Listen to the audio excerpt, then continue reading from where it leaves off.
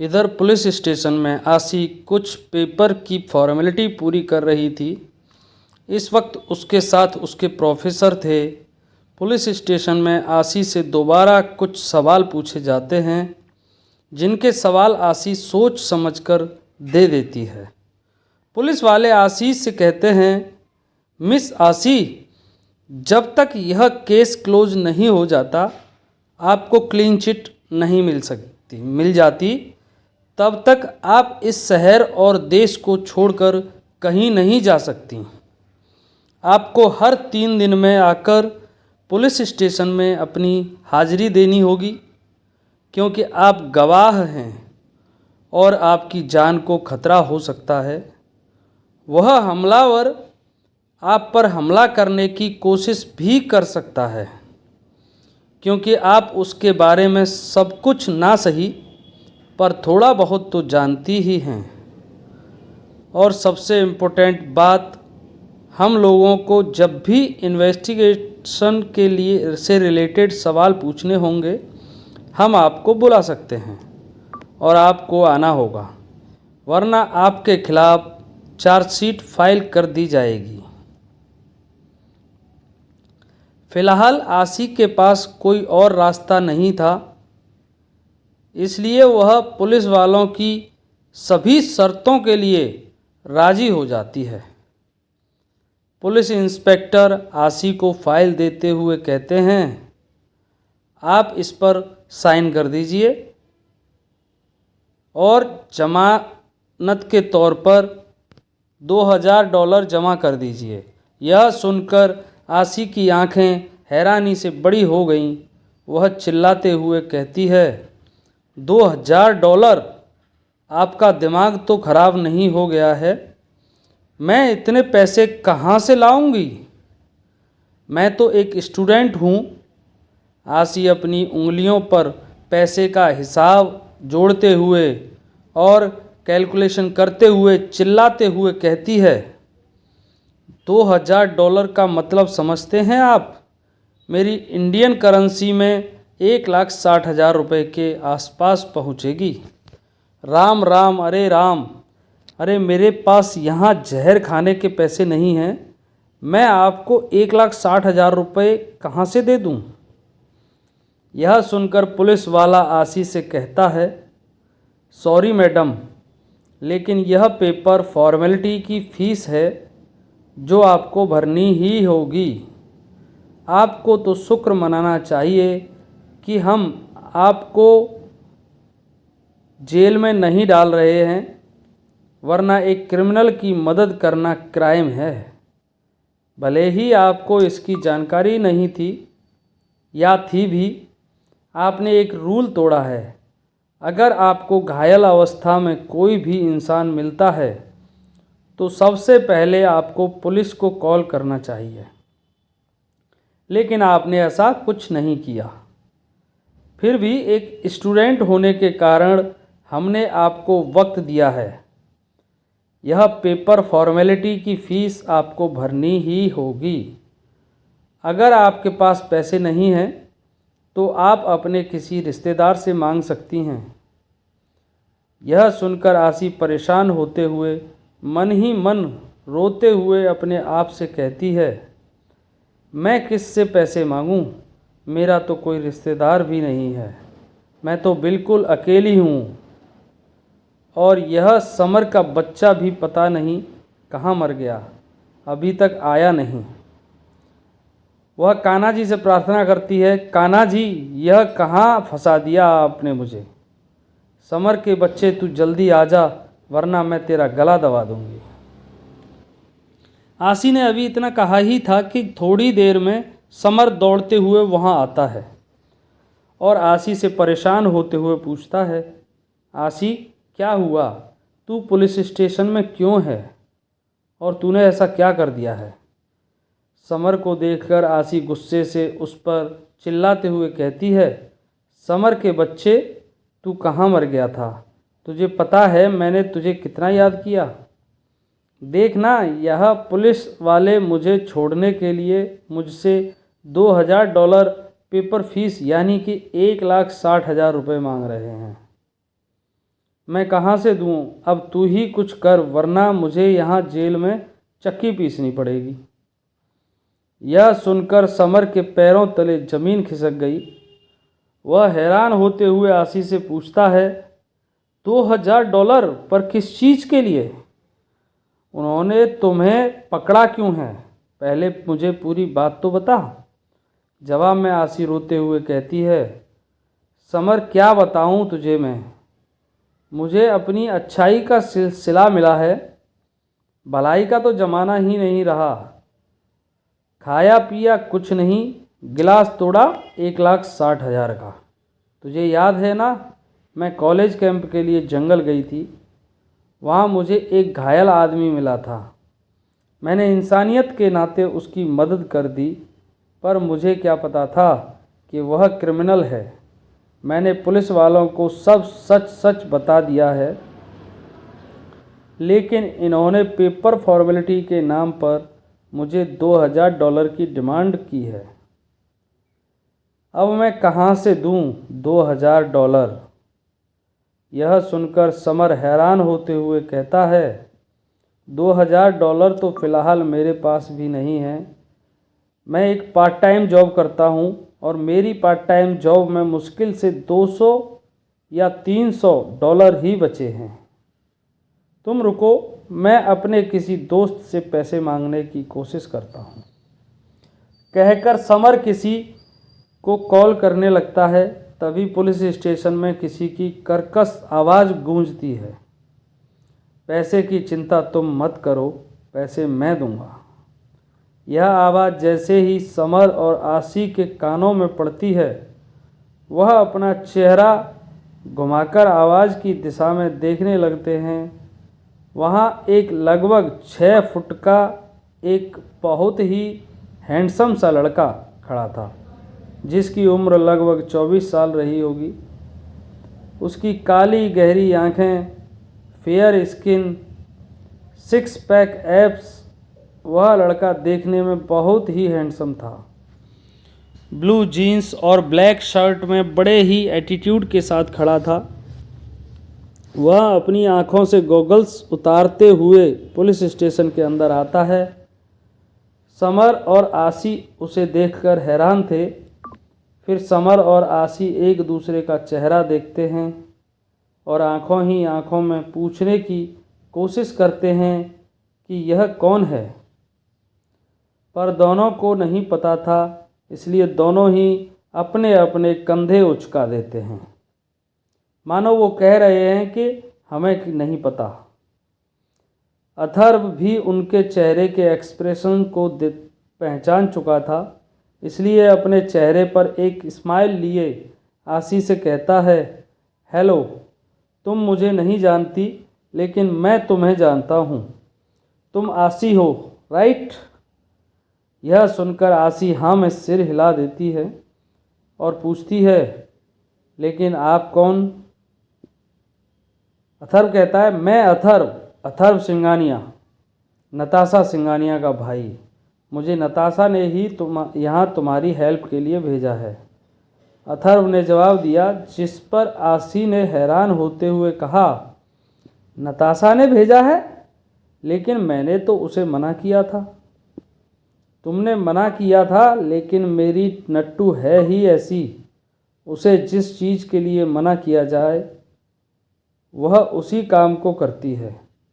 फिलहाल उसे तुम्हारी टेंशन हो रही थी, इसलिए उसने मुझे भेजा है।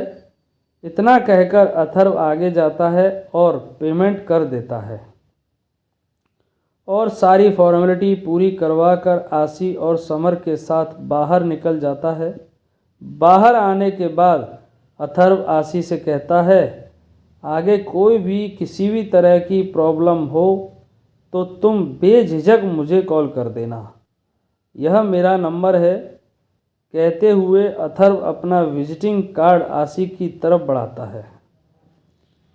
आशी उससे कार्ड को ले लेती है और अथर्व का एक बार फिर धन्यवाद देते हुए कहती है, thank you so much, many thanks, आपने मेरी बहुत मदद की, वरना मुझे तो लगा था आज रात मुझे पुलिस स्टेशन में ही गुजारनी पड़ेगी।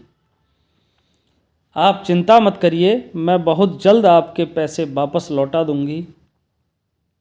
यह सुनकर अथर्व आशी को समझाते हुए कहता है, इसकी कोई ज़रूरत नहीं है, तुम मेरी नट्टू की दोस्त हो और दोस्ती का एक उसूल है दोस्तों की मदद करना। फ़िलहाल मैं चलता हूँ, नट्टू मेरा इंतज़ार कर रही होगी। कहते हुए वह आशी से हाथ मिलाता है और आशी भी मुस्कुराकर उससे हाथ मिलाती है। आशी उसके हाथ को पकड़े हुए कहती है, नताशा से कहिएगा कि आशी ने उसे बहुत बहुत बड़ा वाला थैंक यू बोला है। अथर्व भी मुस्कुराते हुए कहता है, ठीक है, मैं उसे ज़रूर बताऊंगा। क्या मैं तुम लोगों को घर छोड़ दूं? वैसे भी बहुत रात हो गई है, तुम लोगों का इतनी रात को अकेले जाना सेफ नहीं है। यह सुनकर आशी मुस्कुराते हुए समर को देखती है और समर बाइक की ओर इशारा करता है। आशी अथर्व से कहती है, उसकी कोई ज़रूरत नहीं है, समर बाइक लेकर आया है, मैं उसके साथ चली जाऊंगी। आपने मेरी इतनी हेल्प की, वही मेरे लिए काफ़ी है। अथर्व कहता है, आर यू श्योर कि तुम बाइक से चली जाओगी? अथर्व ने एक बार कंफर्म किया। आशी बोलती है, यस आई एम श्योर। आशी ने भी मुस्करा कर जवाब दिया। ओके, फिर मैं चलता हूँ, तुम लोग आराम से घर चले जाना। इतना कहकर अथर्व कार में बैठकर वहाँ से निकल जाता है और आशी भी मुस्करा कर समर के साथ बाइक पर पीछे बैठ जाती है। समर बाइक स्टार्ट करता है। आशी दोनों तरफ पैर करके बैठी हुई थी और गिरने के डर से समर को कस के पकड़ रखा था। अगले ही पल समर की बाइक हवा से बातें कर रही थी। आशी इस बात से अनजान थी कि इस वक्त कोई उसे अपनी जलती हुई निगाहों से देख रहा है। क्रिस, जो इस वक्त अपनी कार से वकील के साथ पुलिस स्टेशन के बाहर आया था, वह यहाँ आशी की हेल्प करने के लिए आया था। लेकिन जैसे ही वह यहाँ पहुँचा तो उसने देखा और उसे मालूम चला कि आशी समर और अथर्व के साथ पुलिस स्टेशन से बाहर निकल रही है। यहाँ तक तो फिर भी ठीक था, लेकिन जब उसने आशी के हाथों में अथर्व का हाथ देखा तो मानो जैसे उसके तन बदन में आग लग गई हो। क्रिस को बहुत ज़्यादा जलन हो रही थी। इतना ही कम नहीं था कि उसने आशी को बाइक पर समर के साथ चिपक कर बैठे हुए देखा। यह देखकर क्रिस की आंखों में अंगारे दिखने लगे। उसने जोर से एक पंच कार की सीट पर मारा। क्रिस खुद नहीं समझ पा रहा था कि उसे गुस्सा क्यों आ रहा है। तभी क्रिस के कानों में वकील की आवाज़ पड़ती है, जो उससे पूछ रहा था, मिस्टर डेविडसन, हम लोग यहाँ कब तक बैठे रहेंगे? चलिए अंदर चलते हैं। नहीं नहीं, अब ज़रूरत नहीं है, तुम जा सकते हो, क्रिस ने गुस्से भरी आवाज़ में कहा। क्रिस की गुस्से भरी आवाज़ सुनकर वकील की दोबारा कुछ कहने की हिम्मत नहीं हुई और वह तुरंत ही कार से निकल गया। क्रिस ड्राइवर को ऑर्डर दिया, उस बाइक का पीछा करो और ध्यान रहे उन्हें पता ना चलने पाए। क्रिस का ऑर्डर पाते ही ड्राइवर बाइक के पीछे पीछे अपनी कार लगा देता है और किसी को पता ना चले, इस तरीके से उन लोगों का वो पीछा करने लगता है। इस वक्त रात के लगभग 11 बजे थे। आशी घर के अंदर जाकर समर से कहती है, ओके समर, कल मिलते हैं, आज बहुत थक गई हूँ, बाय।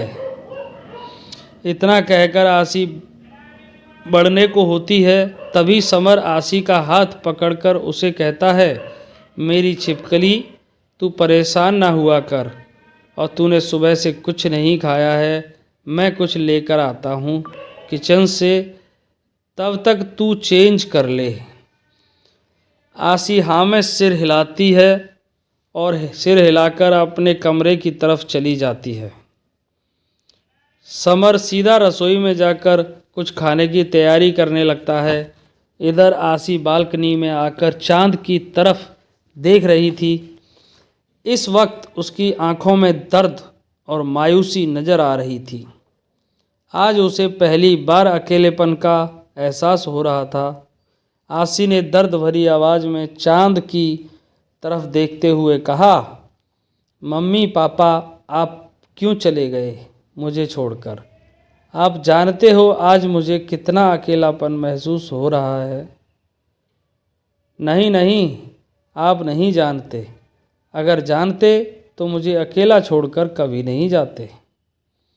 आज जब मैं पुलिस स्टेशन में थी तो मुझे उस वक्त इतनी तकलीफ़ नहीं हुई थी जितनी तकलीफ़ मुझे नताशा ने के भाई को देखकर हुई। अब आसी की आंखों से आंसू लगातार बरस रहे थे और वह रोते हुए आगे कहती है, अथर्व अपनी बहन नताशा से कितना प्यार करता है। सिर्फ उसकी खुशी के लिए वह एक अनजान लड़की की मदद करने पहुंच गया। काश मेरी लाइफ में भी ऐसा कोई होता जो मेरी फ़िक्र करता। आप नहीं तो कम से कम एक भाई ही होता। क्यों कोई नहीं है मेरा इस दुनिया में? क्या मैं इतनी बुरी थी जो कोई मेरे साथ रहना नहीं चाहता था? कितने खुशकिस्मत होते हैं वह लोग जिनके पास फैमिली होती है, परिवार होता है, भाई बहन होते हैं, माता पिता होते हैं, जो उनके साथ हंसते हैं, रोते हैं, प्रॉब्लम पड़ने पर अपना कंधा देते हैं, अपना साथ देते हैं सहारे के लिए। लेकिन मेरा तो कोई भी नहीं है। आपकी आसी किसी के सामने नहीं रोती है माँ, लेकिन आसी को दर्द तो होता है। आसी इस समय सुबक सुबक कर रो रही थी और अपनी माँ को याद कर रही थी। वह रोते हुए खुद से कहती है, आपकी याद आती है माँ, बहुत याद आती है। काश आप मेरे साथ होते। मैं मानती हूँ मेरे पास कुछ दोस्त हैं, बाबा हैं, जो कहीं ना कहीं मेरी परवाह करते हैं, लेकिन माँ पापा वह आपकी जगह तो नहीं ले सकते हैं ना। आपकी आसी दुनिया में बिल्कुल अकेली है माँ, लेकिन आप चिंता मत करो। मैं रो नहीं रही क्योंकि आसी कमज़ोर नहीं है।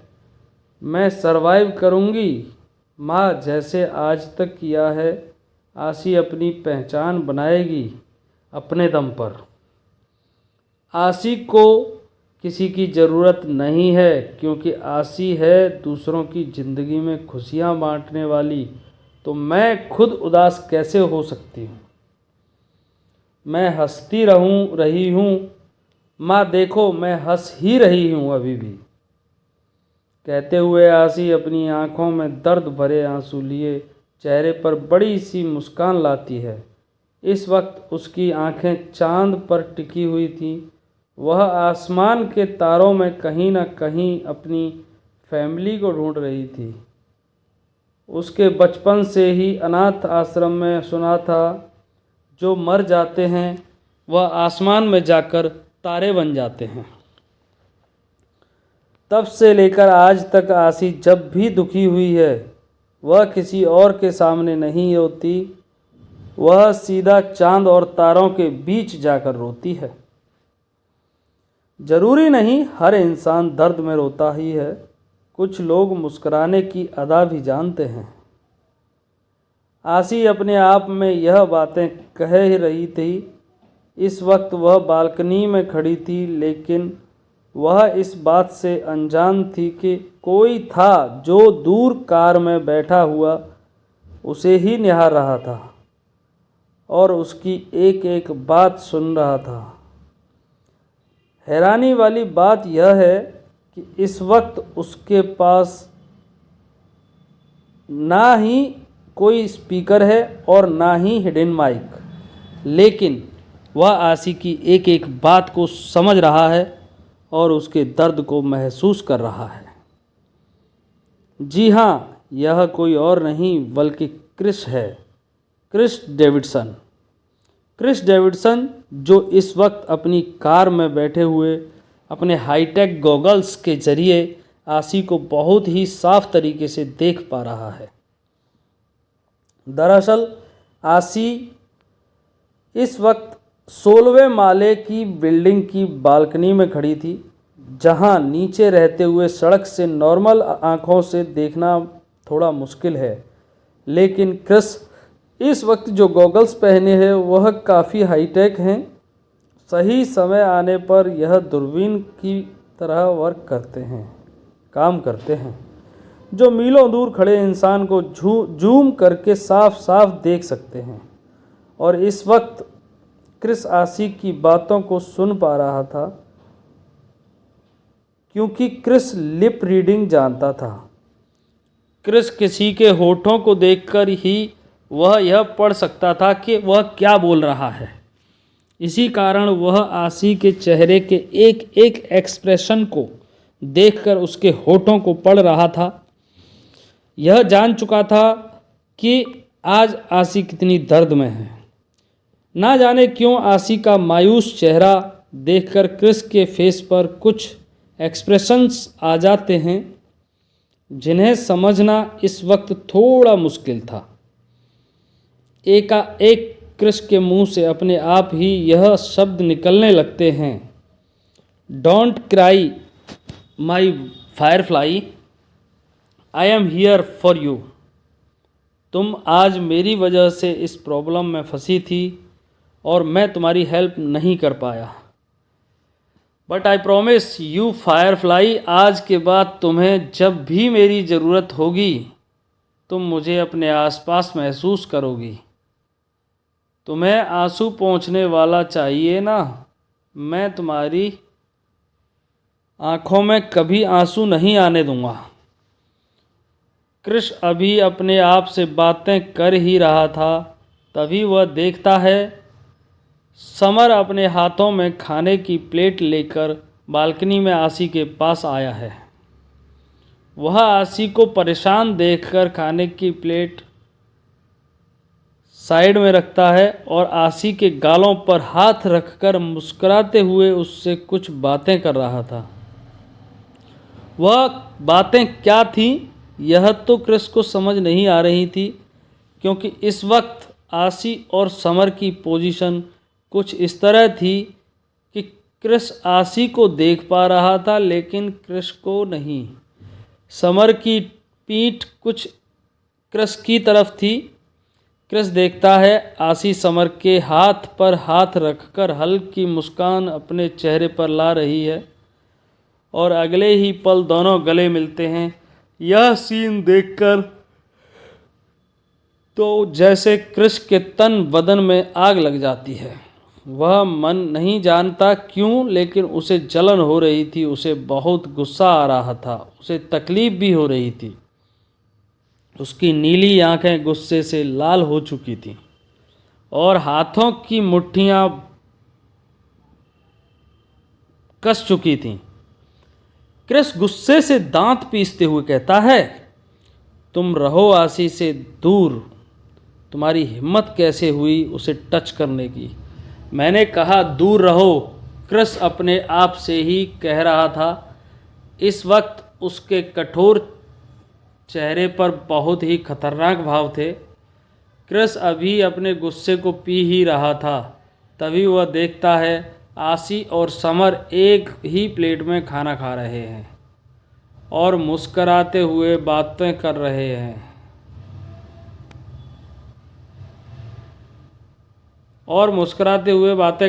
हैं। समर खाना खाते हुए आसी की नाक पर टैप करता है, जिससे आसी नाक सिकुड़कर मुस्कुराते हुए समर के कान खींचने लगती है।